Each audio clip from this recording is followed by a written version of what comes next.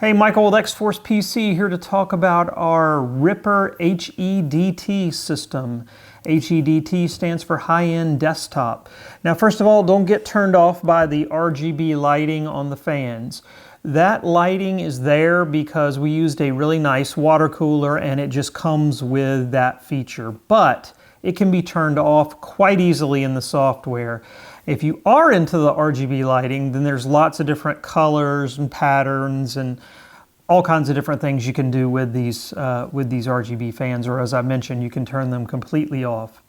Now, this system revolves around the Threadripper 3rd generation. The great thing about the 3rd gen Threadripper is its per core performance is very similar to the Ryzen 3rd gen, which has been, eating Intel's lunch and everything, well, except X-Plane.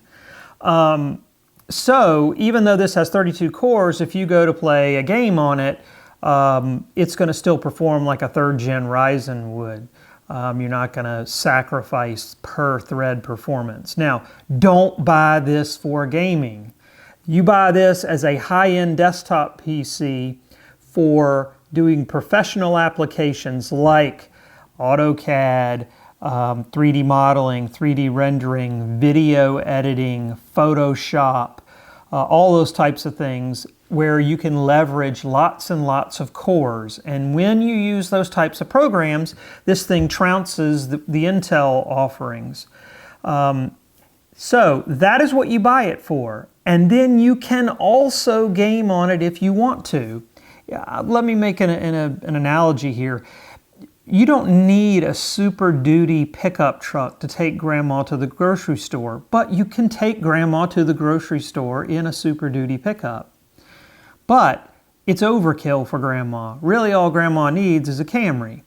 So that's kind of how this is with gaming. It can do it, but don't buy this for gaming.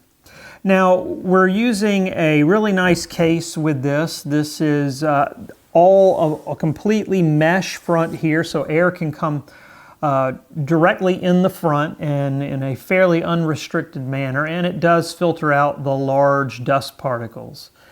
Now, other than the RGB lighting, this case is sort of understated because it's all black. It does have a tempered glass side panel. And so let's move around and talk about the different sides. Okay, we're around here at the side, so I want to talk about this side just a little bit. We have a tempered glass side panel, which is quite nice. It's much better, in my opinion, than plexiglass. It doesn't scratch and just has a nicer appearance. We, in the middle here, right about there, where my finger is, you can see the water block, and that will light up with different colors, but you can disable it just like you can the front fans. We support a multitude of graphics cards. You see the graphics card there. Anything from the 2060 to the 2080 Ti, but as we mentioned, this isn't a gaming machine, so we put the 2060 in it as the base card because while it can game, you shouldn't buy it for gaming. That would be better. It'd be better to buy one of our systems that are about half the price of this if all you're going to do is gaming. Now this has a high-end motherboard in it to support the 32-core processor, and we have a high-end power supply. The motherboard has dual 8-pin power connectors for the CPU, and that's to drive all the power necessary for that 32-core 64-thread processor. And you won't have any problem with power delivery. We've got a 1,000-watt high-end power supply in here that has all kinds of features: active PFC, undervolt protection, overvolt protection, all kinds of fancy features are built into this power supply. It's not just the cheapest 1,000-watt power supply we could find. It's a really good one.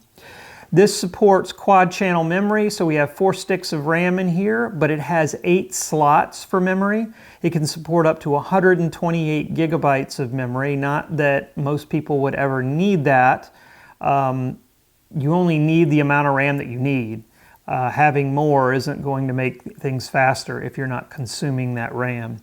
But we do equip it with 32 right out of the gate, and we give you an option for 64 if you decide that's something that you need. The motherboard, as I said, is very high-end. It's a $500 motherboard. $2,000 processor. So just in the motherboard and the processor, you got $2,500 expended right there. And that's what really drives the price up on this thing. The motherboard, I think I've said it, but maybe I didn't, 3 M.2 slots for the high-speed SSDs. We equip it with one 2 terabyte SSD, and then we give you an option to add a second one if you so desire for additional storage. I think that pretty much covers the motherboard. The water cooler, as I mentioned, you can see the hoses running up for that.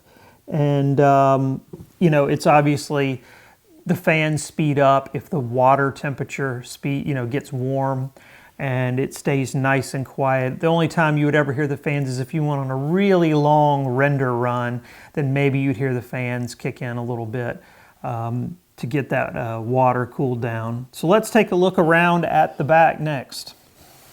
Stuff you see around back is fairly standard. You know, we've got a bunch of USB ports, and I can't actually see what I'm pointing at here, but I know we have a bunch of USB ports here. We've got 8-channel audio. We've got our power supply obviously down here. I've got my Windows key strategically covered up with the wire for the wireless AC. It does have wireless AC built in, so if you need to connect over Wi-Fi, you can. And that's really most of the back. Of course, we have the graphics card right in here, and the graphics card supports up to 4 concurrent displays. Lastly, we'll take a look at the top. Okay, so here's the top. Not a whole ton going on here, but we've got a power button, we got a headphone microphone jack, and then right under this edge over here, we have a reset switch. Supports up to 240 millimeter fans in the top. Right now, we just have a single fan in the top because this thing actually runs quite cool. And I actually built this system, and I took it home with me for 2 weeks and just used it as my daily driver, played, you know, the various games that I play. I like to play World of Warships. And quite honestly, the thing ran just like the Ryzen 3800X system I had been using right up until then. I couldn't even tell a difference. Didn't feel any different at all. So I was thinking there might be some weirdness or some crashiness or instability, pausing, whatever you might come up with, but everything was smooth as silk. So, you know, even though this is a brand new product, everything ran very, very smoothly. So I got nothing but good things to say. Just don't buy this if you don't need 32 cores because you're wasting your money. That's my only thing. All right, that's it. That's the XForcePC high-end desktop based on the Threadripper 3rd generation.